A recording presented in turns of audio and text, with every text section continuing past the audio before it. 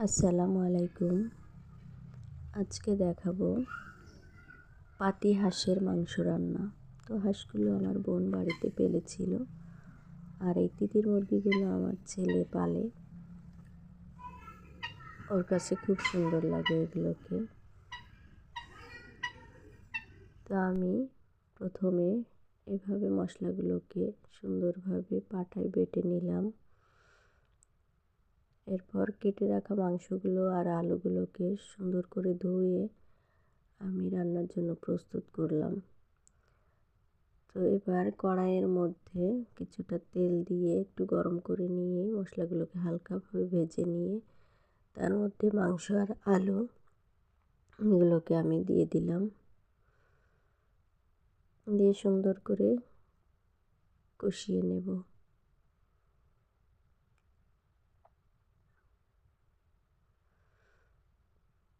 এই যে কষাচ্ছি,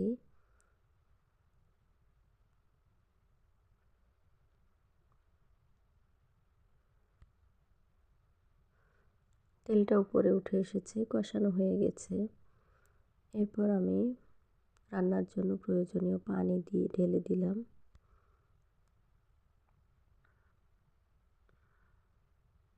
কালারটা কত সুন্দর হয়েছে!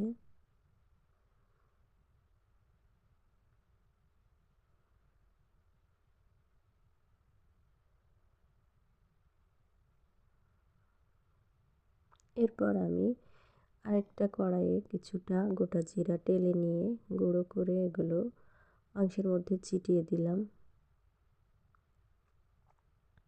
এই যে দেখেন কত সুন্দর হয়েছে।